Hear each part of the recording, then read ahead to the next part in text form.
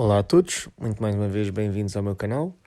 Hoje vamos mais uma vez aqui a uma edição, ou a esta edição semanal daquilo que eu penso que se está a passar nos mercados. Sem mais demoras, vamos ao vídeo.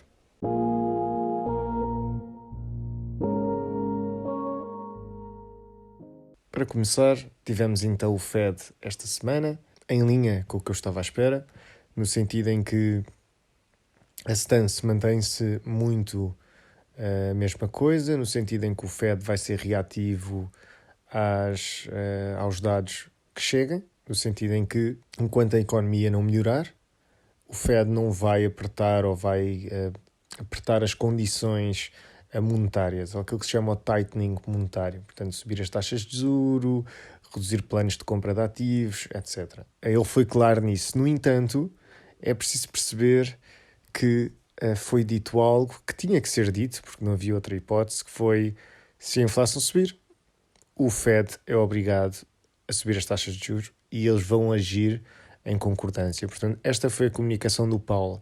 Sinceramente, era isto que ele tinha que dizer, ele não podia dizer outra coisa qualquer no que tocava a este assunto.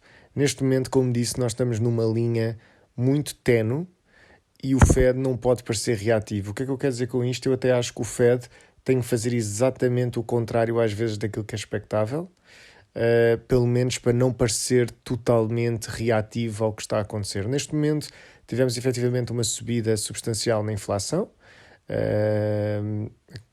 Bem, em parte nós víamos isto, portanto, em expectativas de inflação acima dos 2%. Em parte nós já estávamos a ver isto com o preço da energia, o petróleo, várias commodities. Portanto, isto não é novidade. Existem várias empresas que já estão a ficar preocupadas com a situação, muitas delas na área da construção. Pronto, principalmente em países e em sítios onde se constrói muito, por exemplo, com timber, madeira, que tem sido claramente dos materiais que foram mais afetados e que chegaram a subir quase 200% durante o ano 2020-2021.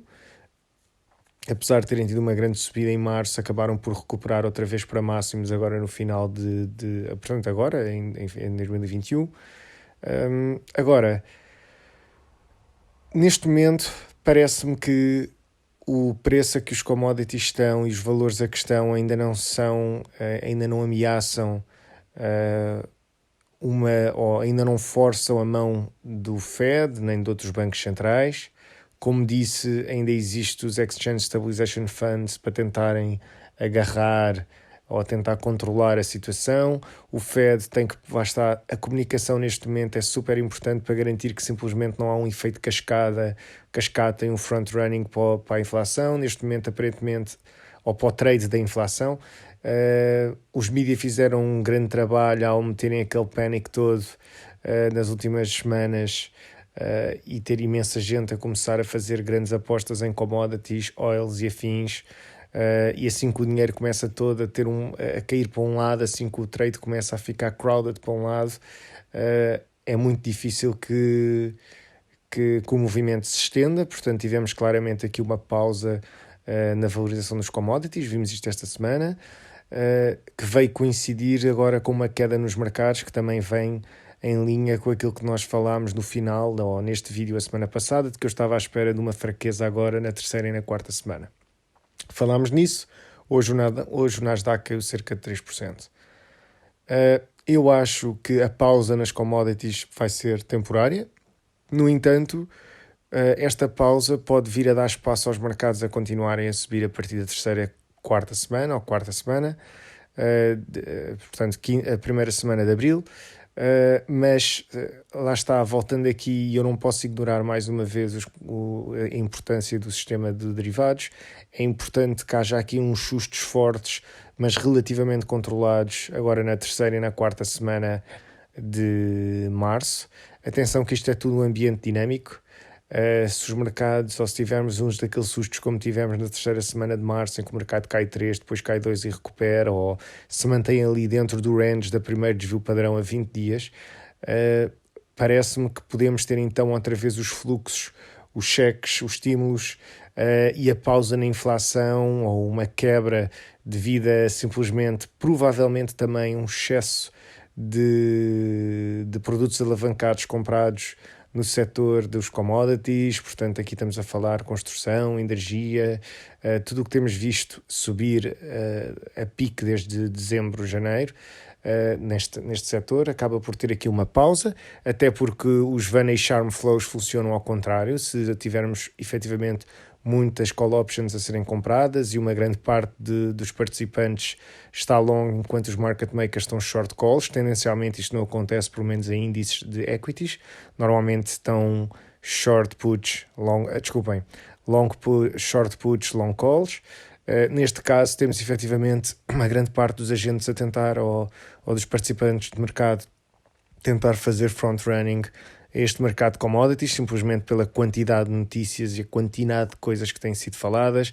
Devemos ter empresas a tentar protegerem-se de um movimento que se pode estender durante não se sabe quanto tempo, temos imenso retalho e depois, lá está, grande parte deste mercado diretamente transaciona através de futuros, portanto muitas pessoas vão através de opções em empresas do setor, etc. Portanto, o que eu acho é que se isto ficou demasiado crowded ao longo do último mês, a situação agora pode ter que ter uma pausa, pelo menos até limparmos algumas destas apostas de cima da mesa. A questão é que esta pausa já começou esta semana, vimos o petróleo a cair 7%, vimos outras commodities a ter a respirar fundo, entre aspas, mas este respirar fundo significa o quê? Significa que o delta das posições que foram compradas de curto prazo provavelmente teve uma redução substancial, não só porque passou tempo, e, portanto, o passar do tempo reduz a distribuição possível de retornos ou expectável de retornos, nem é possível, mas reduz a expectativa de retornos ou a distribuição expectável de retornos, portanto, fica mais concentrada à volta da média e, ao mesmo tempo, temos também uma situação em que o θ acaba por, ou neste caso o efeito do tempo, acaba por ficar proporcionalmente maior na opção, portanto isso também vai fazer ou vai ter uma redução. Portanto, na prática temos aqui dois efeitos, não é? O efeito de uma quebra na volatilidade no delta da opção e o efeito do tempo na delta da opção. Os dois cenários vão fazer com que estas call options ou que esta imensidade de call options no setor dos commodities acabe por ter uma desvalorização. Essa desvalorização vai ter que ter um efeito reflexivo por parte do market maker que vendeu estas calls e vai simplesmente vender estas commodities e criar uma pressão vendedora. Okay? Essa pressão vendedora acaba por sua vez voltar a desvalorizar mais a call, não só porque o tempo continua a passar, mas porque a volatilidade implícita desses contratos também vai reduzir e, portanto, mais short. Portanto, o que acontece aqui é um efeito que é reflexivo e que acaba por dar espaço ou dar uma pausa ao mercado das commodities e eventualmente dar espaço a equities e uma leitura diferente do que está a acontecer no mercado. Portanto, a minha opinião acerca do que está a acontecer é nada de pânico. Lembrem-se que que não vale a pena fazer seguro sobre uma casa em fogo, manter a calma. Eu acho que há vários estoques com imenso potencial neste momento. Mais uma vez, não se esqueçam do meu disclaimer, que isto é puramente a minha opinião e não é qualquer tipo de recomendação de investimento, seja o que for, mas eu, tal como mencionei em vários toques do mês anteriormente, gosto muito do setor do brokerage, gosto do setor financeiro, algumas empresas no setor financeiro, sendo que esta conversa de que value e financials sobrevivem ou que beneficiam do aumento das taxas de juros, quer dizer, eu não percebo como é que esta conversa está a pegar, porque sinceramente nós sabemos muito bem que se as taxas de juros forem forçadas para cima, é o caos e não há entidades financeiras que resistam a isto. O que é que eu quero dizer com isto? É, se efetivamente a inflação vem e o Fed é obrigado a subir as taxas de juros nas condições atuais, o Bitcoin para a lua, problemas sociais, portanto, a situação é mesmo grave e não há financials que safem, seja o que for, portanto, os mercados aí ficam extremamente vulneráveis e é nesse sentido que eu não acredito que isso possa acontecer. É então extremamente importante gerir bem a credibilidade do Fed, garantir que os fundos de estabilização, estão bem capitalizados, porque esses podem perder o dinheiro que for preciso para estabilizar commodities ou estabilizar moedas. portanto, a minha opinião é que é esperar para ver. Commodity é sempre um hedge, na minha opinião, neste momento, ou um portfólio de equities. Apesar de em dias como hoje, ou como ontem, neste caso, porque vou publicar o vídeo amanhã, acabamos por ver o petróleo a cair e vemos equities a cair, mas acho que a correlação vai tender a ser inversa a partir de um determinado momento. Neste momento o petróleo ainda está a 60 e poucos dólares do barril, como mencionei no vídeo anterior. Não acredito que isto seja o nível que ameace o sistema neste momento, porque nós já tivemos o petróleo muito mais alto e, como disse, ainda existem respostas fiscais para a redução, ou seja, para manter pelo menos os preços reais dos consumidores a níveis historicamente similares, não é? E aqui já falei várias vezes no exemplo de Portugal e de outros países da União Europeia que têm um imposto substancial sobre cada litro de combustível. De qualquer das maneiras, a ideia geral é esta, de que terceira e quarta semana vão continuar a ser semanas de fraqueza no mercado, principalmente a terceira. A quarta é aquela parte dinâmica em que nós vemos, ou seja, a terceira quase que dita a quarta, no sentido em que depende muito do posicionamento dos market makers e do posicionamento do mercado em si. Nós não sabemos. Tal como disse, sustos esta semana acabam por ter efeitos reflexivos positivos se o mercado ficar relativamente controlado. É verdade, eu tenho mencionado isto várias vezes, mas é porque eu acho que, lá está, lembrem-se do seguinte: neste momento qualquer pequeno investidor de retalho com 10 mil euros numa conta consegue expor-se a 10 milhões de off-balance sheet leverage de out of the money puts numa semana. Quer dizer, portanto, qualquer quebra no mercado, qualquer susto vai levar uma data de retail a comprar expensive put options para se proteger de uma queda brutal no mercado e com uma alavancagem brutal ou com um delivery value várias vezes superiores ao valor investido. E nesse sentido, e aquilo que eu costumo mencionar é, ouçam, se houver um jogo de futebol, e eu acho que mencionei isto num dos primeiros vídeos do canal, acho que foi no primeiro, visão de mercado, já não me lembro, mas num dos primeiros vídeos do canal, em que imaginem um jogo de futebol, ok? Imaginem agora que vocês vão a uma plataforma de apostas e nesta plataforma de apostas, onde normalmente existem 200 jogos ou 500 jogos por dia, de repente há apenas um, ok? Significa que todo o volume de apostas, ou grande parte dos utilizadores recorrentes daquele website, que normalmente tem 500 jogos em que se pode apostar e agora neste momento é apenas um, vai tender a focar uma grande parte do valor das apostas dos seus clientes recorrentes naquele único jogo. O que acontece aqui, e principalmente neste exemplo das apostas, é que se houver uma grande aposta, agora imaginem, o Benfica joga contra um clube fraquito, ok? A expectativa é de que o Benfica ganhe com 95%, se olharmos para a odd, ok? Portanto, 95% significa que para cada €1 de apostas no clube que vai jogar contra o Benfica, o payout seria 95%. Certo? Portanto, isso é a probabilidade implícita, que é a probabilidade que nós conseguimos inferir das odds, não é?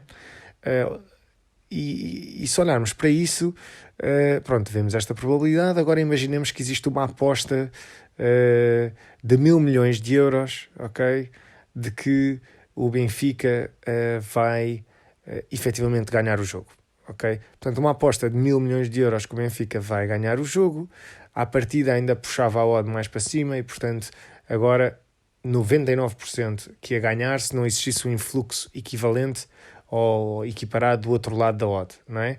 Portanto, ainda puxava mais as odds para cima. E vocês diziam, sim, a certeza é tão alta de que existe ali uma aposta enorme de X mil milhões porque tem a certeza que é aquilo que vai acontecer, mesmo que a rentabilidade, na eventualidade de estar certo, seja muito baixa. A verdade é que, a partir do momento em que existe uma aposta tão grande de um lado, a propensão a manipular o jogo dispara, certo? Porque isto é como ao seguro de vida. A partir do momento em que eu faço um seguro de vida, existe uma propensão de certas pessoas que podem beneficiar a quererem limpar-me o sebo, como se costuma dizer. A partir do momento em que a dimensão do mercado de apostas num determinado jogo de futebol chega a um valor tão alto que eu posso simplesmente pagar à equipa toda e aos árbitros para deixar que o acontecimento seja Y ou X, em função do volume de apostas que agora é totalmente desproporcional, não é? Ou que acaba por ser tão grande que consegue superar todas as barreiras de defesa que existem para prevenir este tipo de comportamento. No mercado isto não existe, ok? A partir do momento em que os derivados são demasiado grandes, o que acontece é que o underlying, neste caso o ativo subjacente, passa a ser o derivado do ativo, do derivado, certo? Eu acho que isto está a ser extremamente subestimado. A minha tese foi efetivamente sobre efeitos à volta disto e o impacto do mercado de opções no mercado do subjacente, e mesmo com análises relativamente simples é possível perceber que este efeito existe, e não é um efeito recente, é um efeito que já é verificado há muito tempo, mas que tem vindo a ficar cada vez mais forte. Isto são consequências daquilo que o Obama passou, portanto, na minha opinião, o Dodd-Frank e efetivamente o aumento maior da acessibilidade de vários investidores a este tipo de instrumentos. Acho que é mais ou menos esta a minha ideia. Vou publicar brevemente os estoques do mês. Infelizmente são só 3, eu gostava de poder partilhar mais, sendo que assim também me obriga a ter mais calma e partilhar depois no próximo mês mais 3 que eu gosto. Felizmente agora existem aqui algumas oportunidades que eu pelo menos acho que pode existir, na minha opinião, mais uma vez, disclaimer. Mas pronto, subscrevam, considerem carregar aí no sininho para serem avisados sempre que eu ponho um novo vídeo, e vemos-nos no próximo vídeo.